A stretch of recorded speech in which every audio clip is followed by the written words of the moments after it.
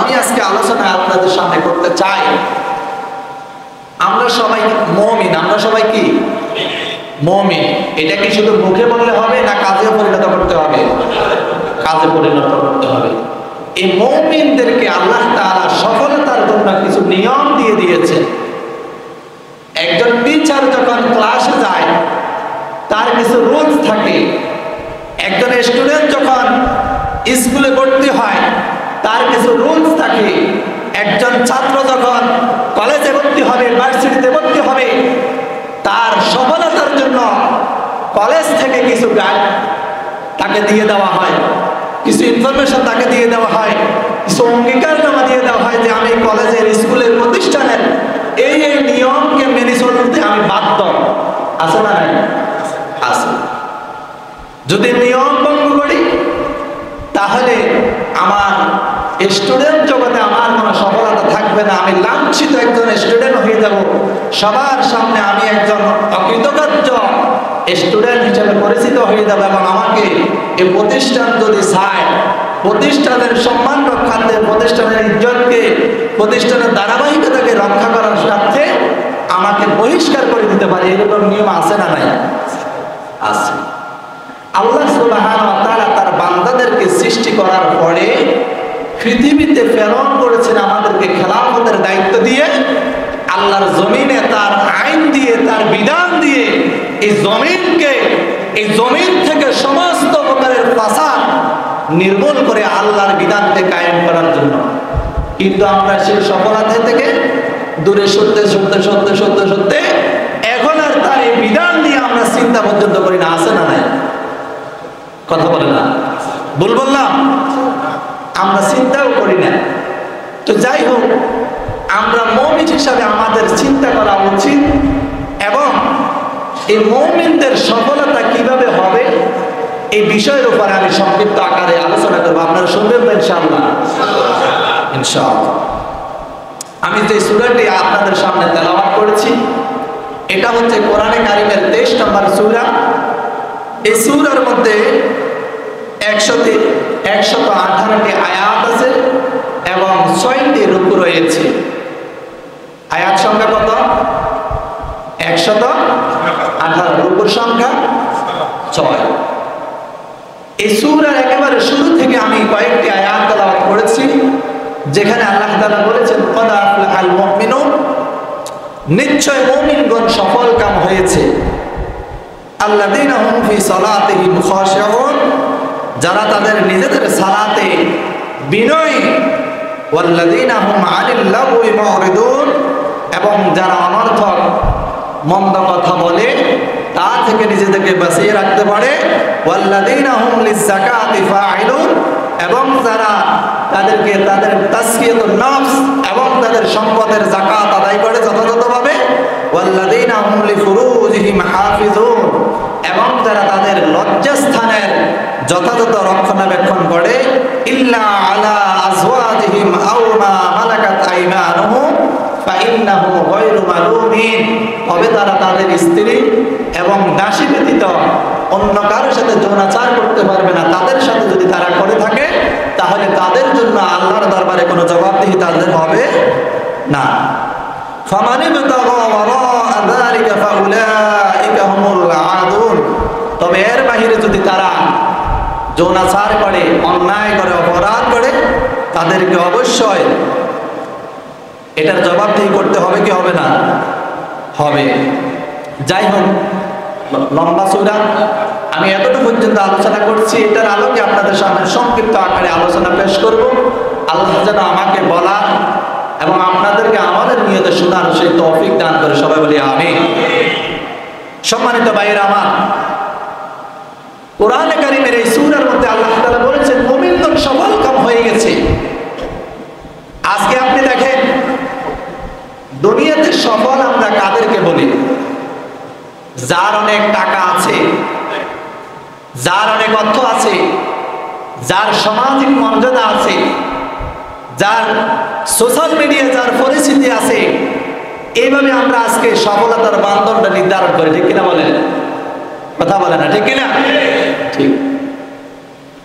যে মানদণ্ড আমরা ঠিক করেছি এটার মানদণ্ডে যদি আপনি দেখেন, বর্তমান পৃথিবীতে সব থেকে বেশি ফেমাস সোশ্যাল মিডিয়ায় হচ্ছে রোনাল্ডো। নাম শুনছেন না? যুবকরা ভালো করে চিনেন, ঠিক না? সবচেয়ে বেশি ফেমাস। এরপরে যদি আপনি অর্থনৈতিকভাবে দেখেন, এটা তো প্রতি বছর জরিপের কারণে বা কয়েক বছরের জরিপের কারণে ব্যবধানে উলটপালট হয়। প্রথমে ছিল বিল গেটস, তারপরে মার্ক জুকারবার্গ, বা তারপরে বর্তমানে যে আরেকজন আছে। এইভাবে করে তাদের অর্থের কোনো অভাব নাই। Million million billion billion dollar তাদের অ্যাকাউন্টে। তাদের যে কত টাকা আছে তারা নিজেরাও জানে না। কিন্তু এত সম্পদ থাকার পরেও, সোশ্যাল মিডিয়া এত পরিচিতি অর্জন করার পরেও তারা সফল নয়। তাদের অনেক ফ্যান ফলোয়ার আছে, তাদের অনেক অর্থ আছে, তাদের অনেক ক্ষমতা আছে। বর্তমান পৃথিবীতে সবচাইতে ক্ষমতাধর রাষ্ট্রপ্রধান হচ্ছে আমেরিকার প্রেসিডেন্ট, তারপরে রাশিয়া, তারপরে এইভাবে করি যত রাষ্ট্র আছে ক্রমান্বয়ে একের পরে এক। আল্লাহ সুবহানাহু ওয়া তাআলা তাদের কাউকে বলেন নাই তারা সফল হয়ে গেছেন, তাদের কথা আল্লাহ বলেন নাই। কিন্তু আল্লাহ সুবহানাহু ওয়া তাআলা একটা জাতির কথা বলেছেন। সেই জাতি হচ্ছে যে ব্যক্তি আল্লাহর উপর ঈমান এনে তার ঈমানের স্বীকৃতি দিয়ে তারপরে তার জীবনটাকে পরিচালিত করতে পেরেছে। ওই মুমিন বান্দারাই আল্লাহর দরবারে সফল হিসেবে পরিচিত। সুবহানাল্লাহ। ওই ব্যক্তিরাই হবে আল্লাহর দরবারে সবচেয়ে বেশি সফল। এখন আপনি দেখেন, দুনিয়াতে যে মানদণ্ড আমরা নির্ধারণ করলাম, এই মানদণ্ডের ভিত্তিতে দুনিয়াতে যাদের টাকা আছে, তাদের সম্মান আছে, কখনো কখনো এটা নষ্ট হয়ে যায়, ঠিক কিনা? আজকে তারা ক্ষমতাসীন, কালকে তারা ক্ষমতায় নাও থাকতে পারে, এই জন্য তারা সফল নয়।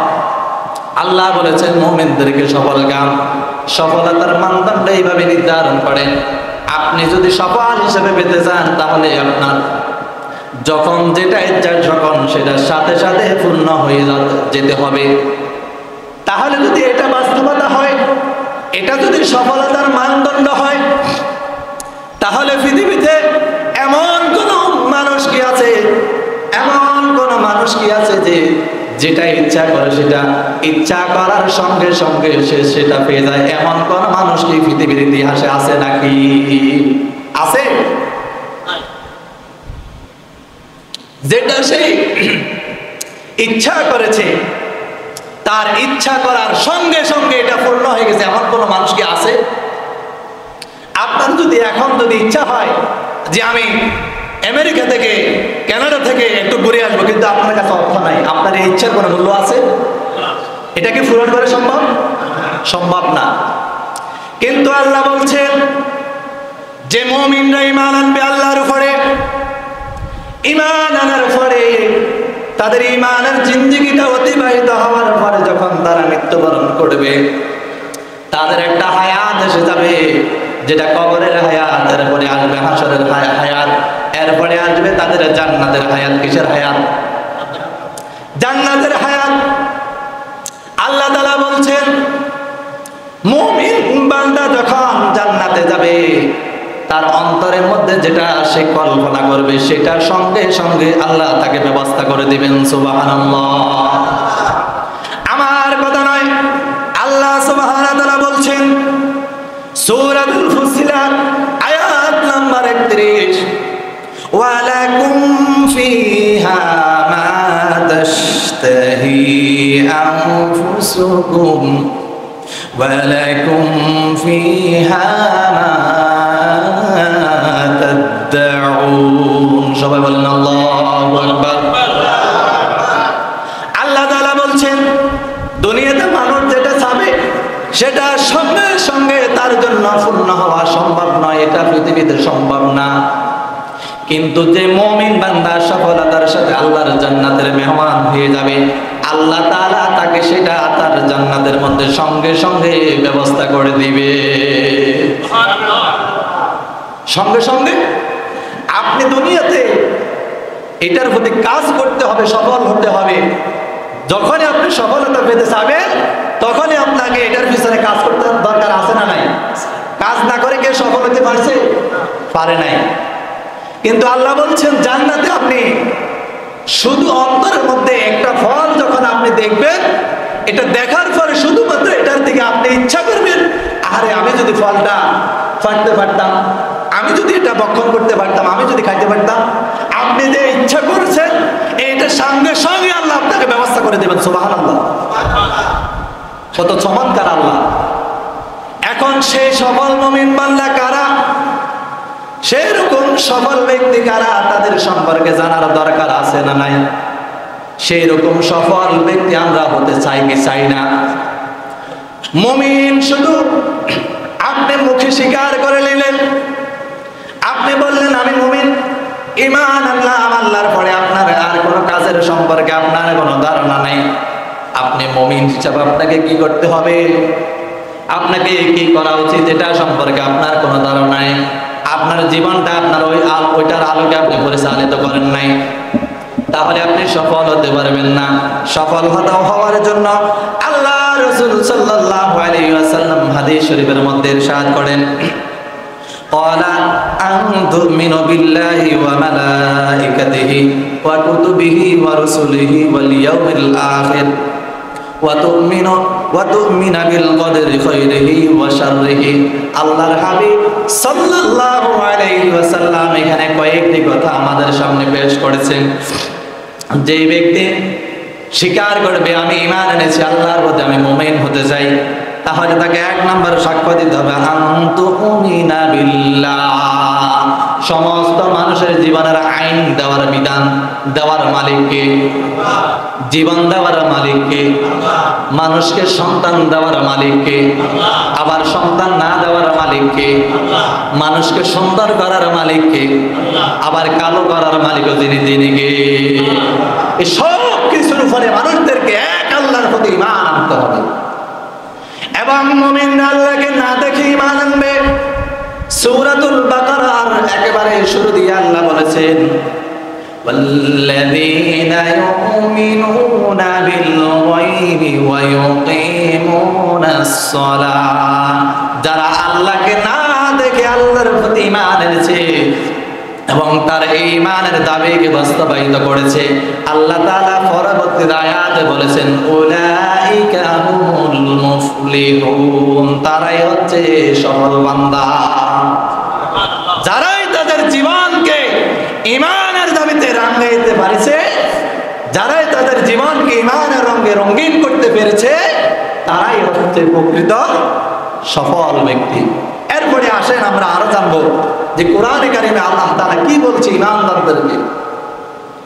আপনি ঈমান আনলেন, ঈমান আনার সঙ্গে আপনাকে কিছু কাজ করতে হবে, পরীক্ষা দিতে হবে। পরীক্ষা না দিয়ে আপনি সফল হতে পারবেন না।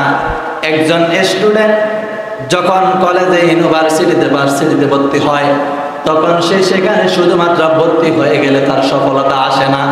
তাকে কলেজের নিয়ম, ভার্সিটির নিয়ম এবং একাডেমিক যে নিয়ম, পড়াশোনার যে নিয়ম, এগুলা সবগুলা মেনে তাকে সফলভাবে পরীক্ষায় উত্তীর্ণ হতে হয়, ঠিক কিনা?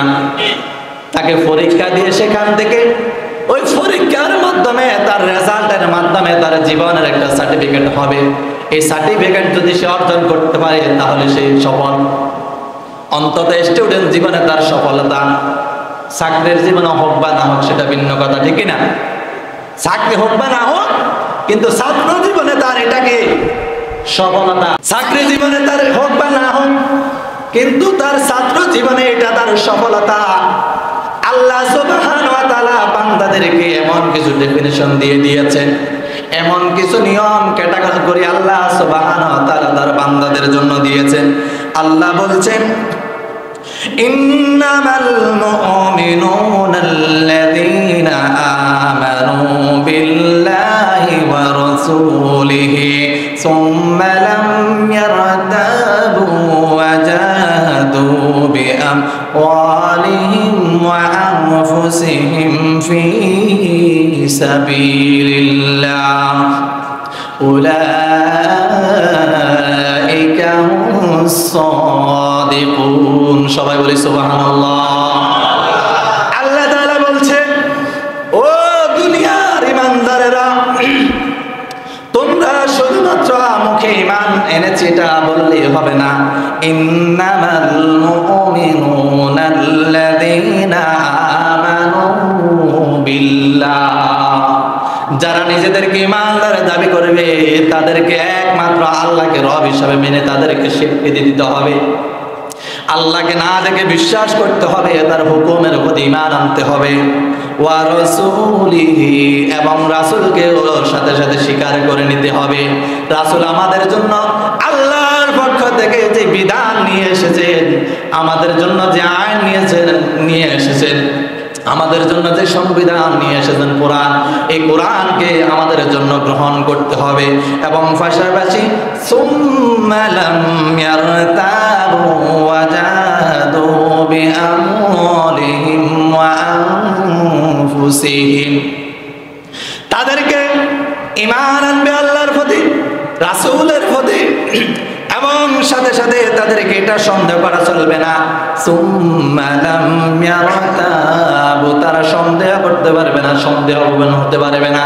যে নাস্তিকরা যখন তাদের সামনে বিভিন্ন ধরনের মতবাদ, ডারউইনের মতবাদ ঢুকিয়ে দিতে চাইবে, তখন ডারউইনের চিন্তা ভাবনায় মুমিনরা প্রভাবিত হয়ে আল্লাহর প্রতি সন্দেহ করতে পারবে না। ঠিক কিনা বলে? সন্দেহ করতে পারবে না। তাহলে কি করতে হবে? ওয়াজাহাদু বিআমওয়ালিহিম ওয়া আনফুসিহিম ফি সাবিলিল্লাহ, আল্লাহর পথে তাদেরকে জিহাদ করতে হবে। ওয়া আনফুসিহিম, এবং জিহাদের জন্য জীবন দিয়ে নিজের জীবনটাকে আল্লাহর রাস্তায় বিলিয়ে দিতে হবে। তাহলে কি হবে?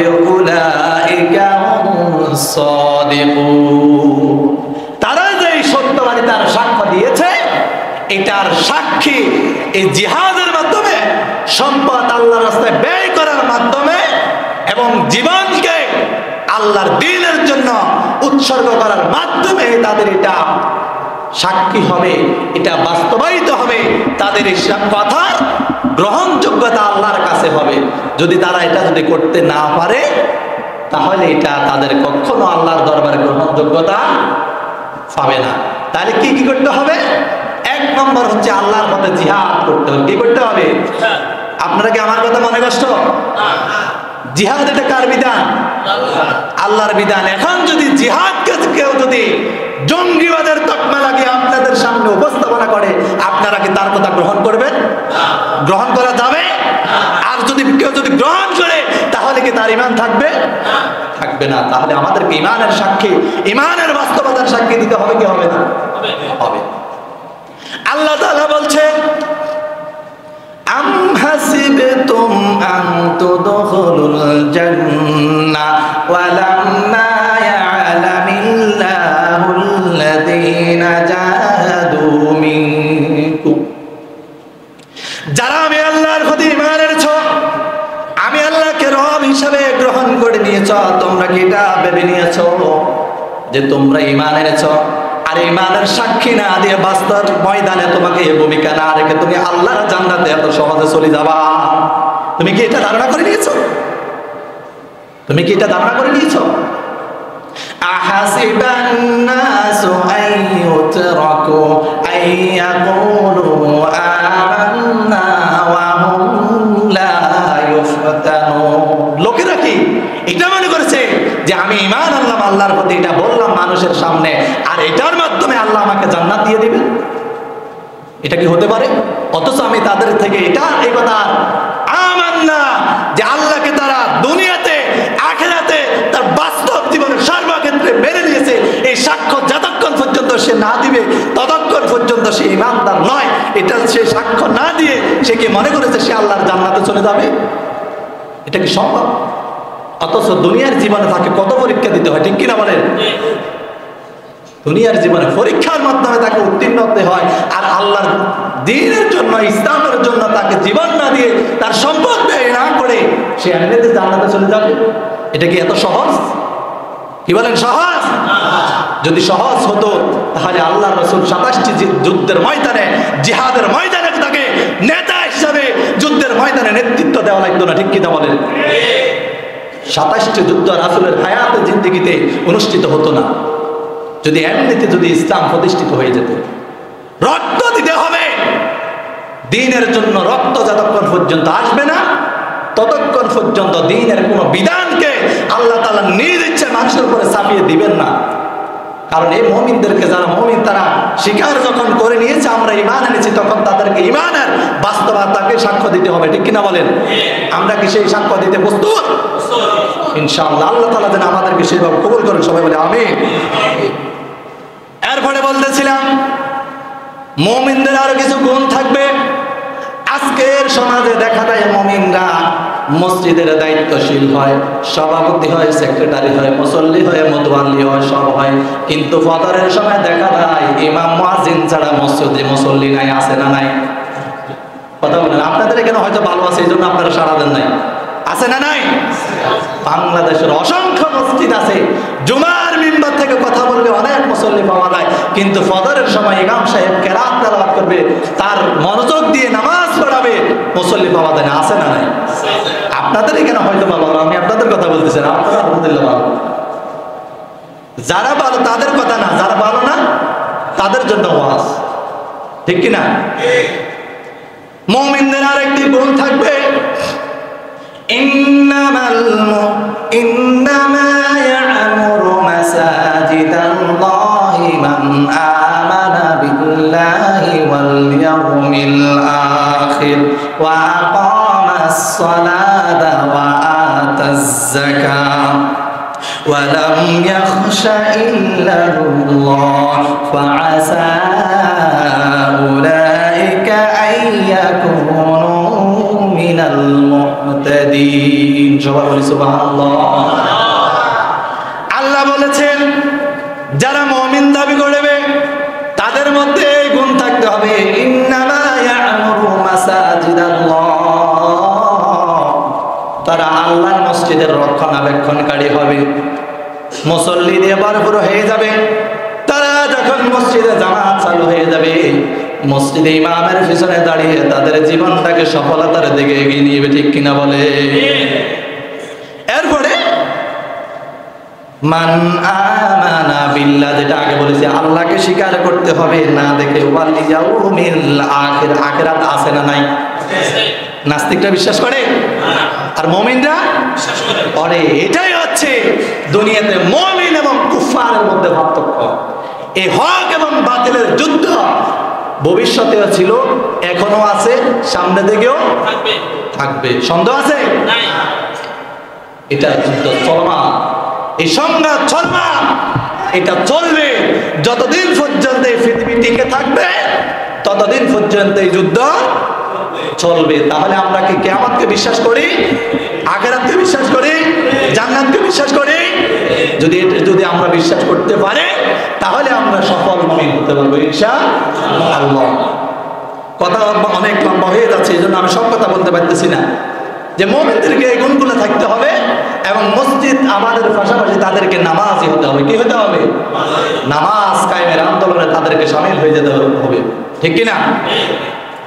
এরপরে আল্লাহ বলছেন ওয়া আতাজ যাকাত, তাদের যাকাত থেকে যখন নিসাব পরিমাণ সম্পদের মালিক যখন তারা হয়ে যাবে, আর এই সম্পদের উপরে যখন একটা সময়, 1 বছরের সময় চলে যাবে, তখন তাদের সম্পদ থেকে আল্লাহর রাস্তায় তারা দিয়ে দিবেন। ঠিক কিনা? এরপরে ওয়ালাম ইয়াখশা ইল্লাল্লাহ, বাকি যে কথাগুলো বললাম এগুলো অনেকে মানে, কিন্তু এই কথা অনেকে মানতে চায় না। ওয়ালাম ইয়াখশা ইল্লাল্লাহ,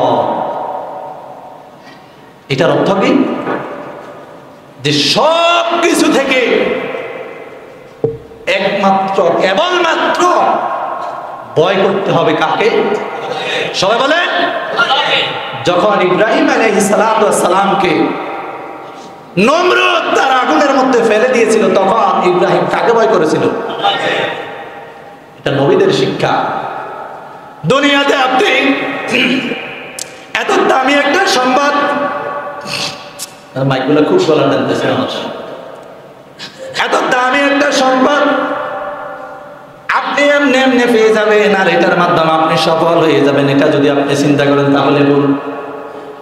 নমরুদের আগুনের মধ্যে ইব্রাহিম ফুটতে হয়েছিল। ইব্রাহিম আলাইহিস সালাম নমরুদের সময়ে মূর্তি পূজার বিরুদ্ধে আন্দোলন করেছিল। তিনি নমরুদ যখন মূর্তিগুলাকে প্রতিষ্ঠিত করেছিল, তার সময়ের মানুষেরা যখন মূর্তি পূজার দিকে ধাবিত হয়ে গেছিল, নমরুদের ওই সময় আল্লাহ সুবহানাহু ওয়া তাআলা হযরত ইব্রাহিম আলাইহিস সালামকে মানুষের হেদায়েতের জন্য পৃথিবীতে প্রেরণ করলেন।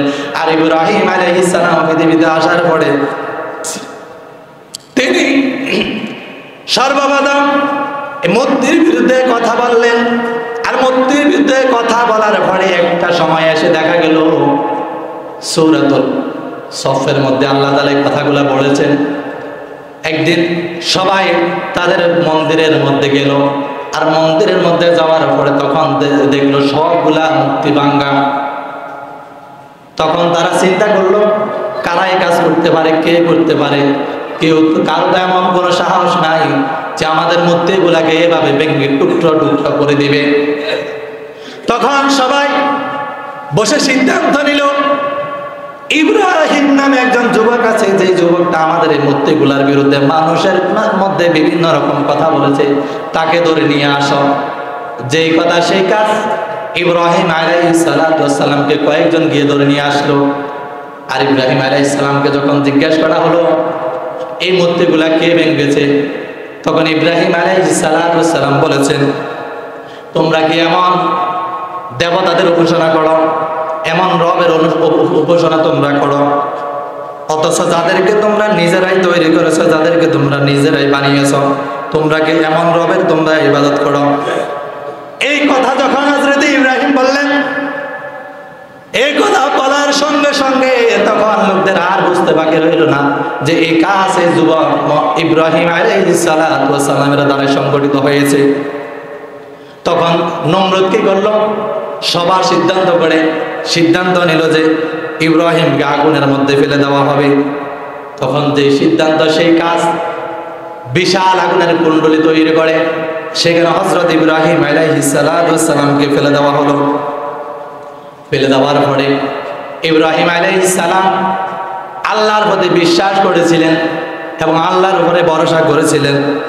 যখন তাকে সেখানে ফেলে দেওয়া হচ্ছে, قال أتعبدون ما تنحتون والله خلقكم وما تعملون قالوا ابنوا له بنيانا فألقوه في الجحيم। যখন নমরুদ বলল তোমরা এখানে একটা আগুনের কুণ্ডলী জ্বালাও, আগুন জ্বালিয়ে সেখানে ইব্রাহিমকে ফেলানো হবে, তখন সবার সিদ্ধান্ত গৃহীত হয়ে গেল।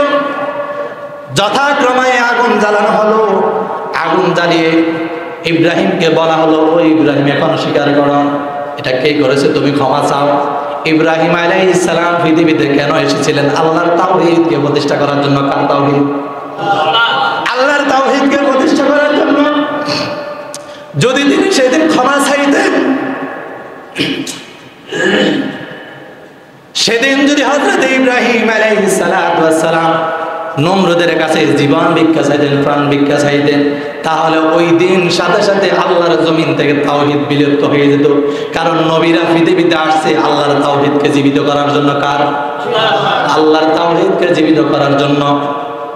তখন ফাআরুনি ফাআরাদু বিহি কাইদান ফাজআলনাহুমুল আসফালিন। তাদের সেই সিদ্ধান্ত মোতাবেক হযরত ইব্রাহিমকে সেদিন আগুনের মধ্যে ফেলে দেওয়া হয়েছিল। আপনারা ওয়াজগুলো শুনেন, জানেন, কিন্তু আমি কোরআন থেকে বলতেছি, সবগুলা কথা কোরআনে আছে না নাই? আছে। সূরাতুল সফ এবং সূরাতুল আম্বিয়া আপনারা পড়ে নেবেন, একেবারে তৃপ্তি সহকারে কথাগুলো শুনতে পারবেন ইনশাআল্লাহ। আমি বলতেছি শুধু একমাত্র ভরসা করতে হবে কার উপরে? আল্লাহর উপরে। তাহলে বলেন তো, যেদিন নমরুদ হযরত ইব্রাহিম আলাইহিস সালামকে অগ্নিকুণ্ডের মধ্যে ফেলে দিয়েছিল, সেদিন ইব্রাহিম আলাইহিস সালাম কার উপর ভরসা করেছিলেন? আল্লাহর উপরে। এজন্য অনেক সময় আমাদেরকে যে নেক নিয়তে, নেক সুরতে অনেক ধরনের প্রতারণার ফাঁদ আমাদের সামনে উন্মুক্ত হয়।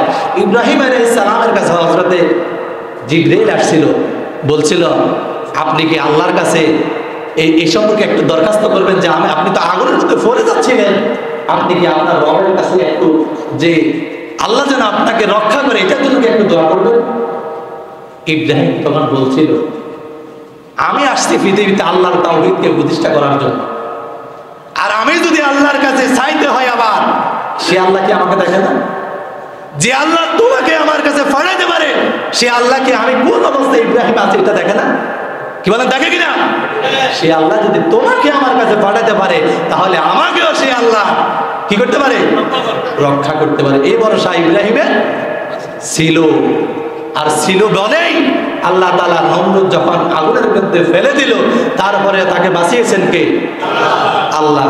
আজকের পৃথিবীতেও যদি আমরা যদি আল্লাহর উপরে সেই রকম ভাবে যদি ঈমান আনতে পারে, আমাদেরকে বাঁচাবেন কি বাঁচাবেন না? বাঁচাবেন। উহুদের ময়দানে, বদর প্রান্তরে সাহাবায়ে কেরামদের আল্লাহ কি ফেরেশতা দিয়ে সাহায্য করেন নাই? করেছেন কিনা?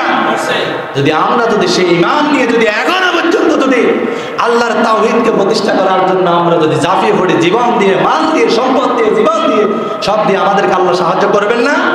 আল্লাহর ওয়াদা কি মিথ্যা হতে পারে? দুনিয়াতে সবার ওয়াদা মিথ্যা হতে পারে। একজন এমপি, একজন মন্ত্রী বোর্ডের আগে অনেক ধরনের প্রতিশ্রুতি দেয়, কিন্তু বোর্ডের পরে তাকে খুঁজে পাওয়া যায় না। কিন্তু আল্লাহর প্রতিশ্রুতি কি কখনো মিথ্যা হতে পারে? মিথ্যা হতে পারে না, কারণ তিনি হচ্ছেন রহমান। তিনি কি রহমান, তার কাছে কোনো কিছুর কমতি নাই।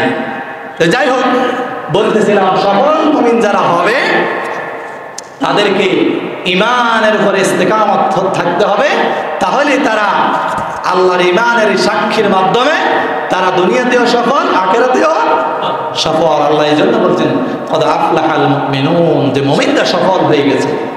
সফল হয়ে গেছে, সফল হবে তা না, সফল হয়ে গেছে। তাহলে সফল কখন হয়? কাজ করে চূড়ান্ত পর্যায়ে গেলে তো সফল, ঠিক না? এই জন্য আমাদেরকে কাজ করার দরকার আছে না নাই? এরপরে আল্লাহ বলছেন আল্লাযীনা হুম ফি সালাতিহিম খাশিউন। দ্বিতীয় নাম্বার গুণ হচ্ছে মুমিনদের, তারা তাদের সালাতে যখন দাঁড়াবে একেবারে ছোট হয়ে যাবে, একেবারে বিনয় হয়ে যাবে, নিজেকে খুব ছোট করে দাঁড়াবে। আজকে আমাদের সমাজে অনেকে নামাজ পড়ে কিন্তু তার নামাজের মধ্যে কোনো ধরনের তাকওয়া লক্ষ্য করা যায় না। সে নামাজে দাঁড়ায়, তার চুল নিয়ে সে খেলা করে, নামাজে দাঁড়ায় তার দাড়ি নিয়ে খেলা করে, তার জামা নিয়ে খেলা করে, এই সবগুলা নিয়ে যখন খেলা করে। এইরকম একজন সাহাবীকে মসজিদের নববীতে পাওয়া গিয়েছিল। সাহাবায়ে কেরাম আল্লাহর রাসূলের দৃষ্টি আকর্ষণ করে বলেছে, ইয়া রাসূলুল্লাহ, অমুক ব্যক্তি নামাজে দাঁড়িয়েছে কিন্তু সে নামাজের মধ্যে তার দাড়িগুলো নিয়ে দুষ্টামি করতেছে নামাজের মধ্যে। আল্লাহর হাবিব বললেন, লাউ খুশুন কলবুন হাদা লি খাশিয়াতুম জাওয়ারিহু, যদি তার অন্তরের মধ্যে যদি লাউ খুশুন কলবুন, তার অন্তরের মধ্যে যদি আল্লাহর ভয় থাকতো, তাহলে সে এমন করে নামাজের মধ্যে এইভাবে তার দাড়ি নিয়ে দুষ্টামি করার সুযোগ পেত না। আজকে আমাদের তো কত তামাশা করি আমরা নামাজে, কি করি? মিথ্যা বললাম? কত ব্যস্ততা, চা দোকানে বসলে আর ফেসবুক করতে লাগলে তার ঘন্টার পর ঘন্টা চলে যায়, সেটার কোনো হিসাব নাই। কিন্তু নামাজে আসলে কখন সে বাইর হয়ে যাবে সে প্রতিযোগিতা থাকে, ঠিক কিনা? আজকে দেখবেন যারা মসজিদে একেবারে শেষে আসবে, এরা দেখবেন যে সবার আগে যাওয়ার জন্য প্রতিযোগিতা করবে, কথা কয় না? আমাদের ঈমানের অবস্থা হয়েছে এটা। তাহলে আমরা এই ঈমান থেকে সফল হতে পারবো? আহা, সাহাবায়ে কেরাম যখনই কোনো সমস্যা তৈরি হতো, আপনারা জানেন হযরত আলী রাদিয়াল্লাহু তাআলা আনহু পায়ের মধ্যে তীর বিদ্ধ হলেন, আর এই তীরকে গোনার জন্য যখন আল্লাহর রাসূলের কাছে বলা হলো, তখন আল্লাহর রাসূল বলছিল হযরত আলী যখন নামাজে দাঁড়াবে তখন তোমরা তার পায়ের থেকে তীরটা খুলে নিবা। আল্লাহু আকবার! কেমন নামাজি আর আপনি কেমন নামাজি? ইমাম সাহেব একটু লম্বা কেরাত ধরলে তো পাইছে ইমামের, চা দোকানে যায় আর কিছু বলবেন না বলবেন, অন্তত ইমামের বদনামি শুরু আছে না নাই? আপনারা হয়তো বা করেন না, আমার বিশ্বাস আর কি, কিন্তু পুরা সমাজের বাস্তবতা এটাই। তাই জন্য মুমিনদেরকে কি করতে হবে? নামাজের মধ্যে খুশু হতে হবে, খুশু কিভাবে করবেন? আপনি যখন নামাজে দাঁড়াবেন তখন আপনাকে এটা মনে করতে হবে, আনতা আবুদুল্লাহ কাআন্নাকা তারা ফাইন লাম তাকুন তারাহু ফাইন্নাহু ইয়ারা। আপনি যখন নামাজে দাঁড়াবেন তখন আপনাকে বিশ্বাস নিয়ে দাঁড়াতে হবে যে আপনি যেন আল্লাহকে দেখেন। কাকে দেখেন? আল্লাহকে দেখেছিল হযরত সুমাইয়া, সুবহানাল্লাহ। যখন সে ঈমান গ্রহণ করেছিল একজন দাসী হওয়ার কারণে আবু জাহেলের তখনকার ক্ষমতাসীনরা তার লজ্জাস্থান দিয়ে বর্ষা নিক্ষেপ করে তাকে পৃথিবী থেকে তাড়িয়ে দিয়েছে। অপরাধ কি? শুধু ঈমান গ্রহণ করেছিল এক আল্লাহকে, ঈমান আল্লাহকে গ্রহণ করে নিয়েছিল, রাসূলকে তার দ্বীন বাস্তবায়নের জন্য আল্লাহ যে পাঠিয়েছিলেন এটাকে সে স্বীকৃতি দিয়ে গ্রহণ করে নিয়েছিল। কিন্তু একজন দাসী হওয়ার কারণে তার মালিক তার উপরে অত্যাচার জুলুম করেছে। আপনি নামাজে দাঁড়ান, তাদের ঈমানের সাথে আপনার ঈমানের একটু কম্পেয়ার করেন, তাদের ঈমান কেমন ছিল, আমাদের ঈমান কেমন। এই জন্য আল্লাহ রাসূল বলছেন, আনতা আবুদুল্লাহ কাআন্নাকা তারা। যখন তুমি নামাজে দাঁড়াবা তখন তুমি তোমার আল্লাহকে দেখো। সুবহানাল্লাহ। যদি তোমার সেই চক্ষু না থাকে, কারণ কেন থাকবে না? যখন আমি সুদ খেয়ে মসজিদে আসি আল্লাহকে ডাকবো তখন কি আল্লাহ আমাকে দেখা দেবে? আমি যখন ঘুষ খেয়ে মসজিদে নামাজে দাঁড়াবো আল্লাহকে আমাকে দেখা দেবে? আমি যখন পরের সম্পদ লুণ্ঠন করে মসজিদে আসে দাঁড়াবো তখন কি আমাকে আল্লাহ দেখা দিবে? এইভাবে যদি মানুষের অধিকারকে যদি আমি হরণ করি আল্লাহকে আমার সাথে দেখা দিবে? এই জন্য আল্লাহ বলছেন, তুমি যদি আল্লাহকে না দেখো তাহলে অন্তত এটা তুমি ধারণা করিও যে তুমি যখন নামাজে দাঁড়িয়েছ তুমি আল্লাহকে না দেখলেও আল্লাহ তোমাকে দেখতেছে। অন্তত আল্লাহ যে তোমাকে দেখতেছে এটা তুমি বিশ্বাস। তাহলে তোমার নামাজের মধ্যে কি আসবে? খুশু আসবে। আমি বিস্তারিত আর কথা বললাম না। তাহলে তোমার নামাজের মধ্যে কি আসবে? খুশু আসবে। ওয়াল্লাযীনা হুম আনিল লাগwi মুরিদুন। দেরি হয়ে যাচ্ছে। আর তৃতীয় নম্বর একটা গুণ মুমিনদের হবে, আমি আপনাদের সাউন্ড সিস্টেমের জন্য কথা আসলে ক্লিয়ার ভাবে বলতে পারতেছি না। আপনারা কথা বুঝতেছেন? আমার গলা খুব টানতেছে যার কারণে আমি আওয়াজগুলো স্পষ্ট করে বলতে পারতেছি না। যাই হোক, কথা না বুঝলে কি বলতেছি এটা তো বুঝতেছে। যাই হোক, আলহামদুলিল্লাহ। মুমিনদের 3 নাম্বার গুণ হবে ওয়াল্লাযীনা হুম আনিল লাগwi মুরিদুন। তারা যখন এক জায়গায় কয়েকজন একত্রিত হবে, আল্লাহ লাগবে না, কয়েকজন যখন একত্রিত হবে তখন অনেকে কথাবার্তা বলে। কি বলে? একজনে আরেকজনের সাথে কমিউনিকেশন করে না? কি বলে? করে কিনা? আমরা যখন বাইর হবো একজন আরেকজনের সাথে জিজ্ঞাসা, আজকের কথা বলি, আমি যখন বাইর হবো তখন একজন আরেকজনকে জিজ্ঞাসা করবে ইমাম সাহেব কোথায় আসবে, জিজ্ঞেস করবেন কিনা ইমাম সাহেবের বাড়ি কই, কি অবস্থা? হ্যাঁ, তো কমিউনিকেশন করে মানুষ, মানুষের সাথে কি করে? কথাবার্তা বলে। আল্লাহ বলছেন এখানে এই কথা বলতে গিয়ে মানুষ অনেক সময় মিথ্যা কথা বলে, অনর্থক কথা বলে।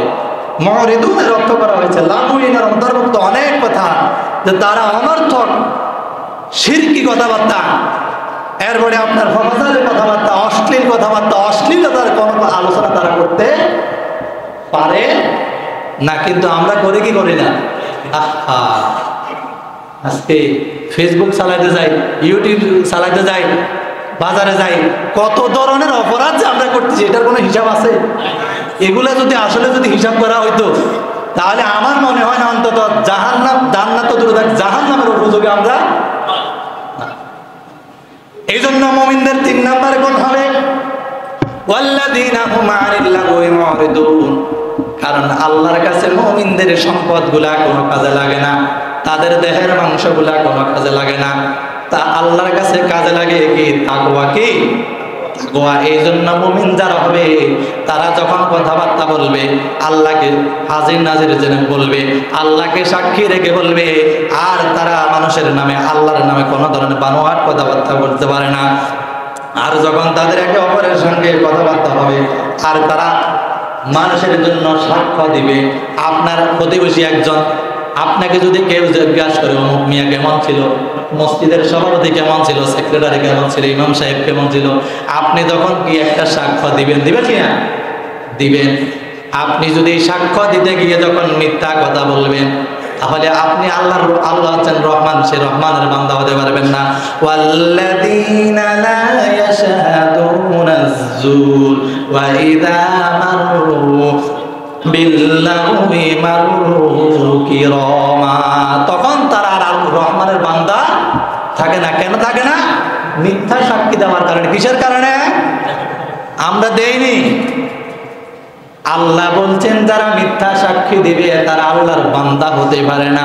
আর আমরা বাস্তবতা দেখি মিথ্যা সাক্ষীর কোনো অভাব পড়ে। তোর কথা কয় না? মিথ্যা সাক্ষীর কোনো অভাব পড়ে না। শুধুমাত্র একটা সার বিনিময়। কিসের বিনিময়? সিঙ্গারার বিনিময়। আমার নেতা তোমার নেতা আছে না নাই?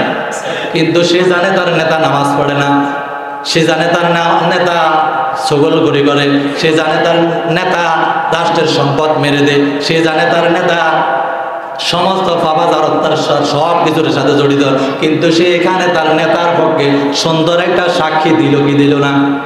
তাহলে কি এটা কি সত্য দিল না মিথ্যা দিল?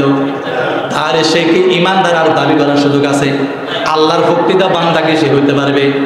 কারণ কোরআন বলছে ওয়াল্লাযীনা লা ইয়াশহাদুনা আয-যুর, যারা রহমানের বান্দা হবে, রহমানের বান্দাদের 12টা গুণ আছে। কয়টা গুণ? তার মধ্যে একটা গুণ হচ্ছে তারা যখন মানুষের জন্য সাক্ষ্য দিবে তখন কখনো তারা মিথ্যা সাক্ষী দিবে না।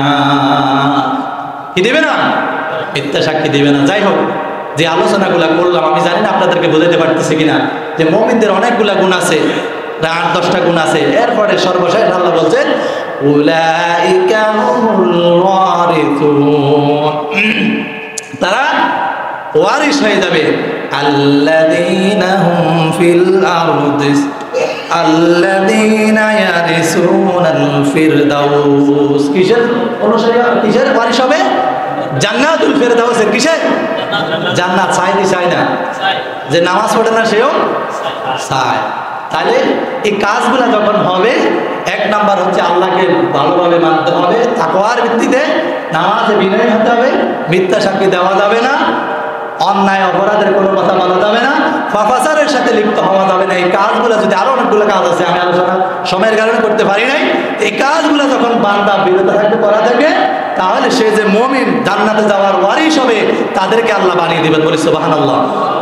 আমরা হতে চাই সবাই? কারা কারা চাই না? সবাই চাই। আল্লাহ যেন আমাদের সবাইকে কবুল করেন। সবাই বলে আমিন।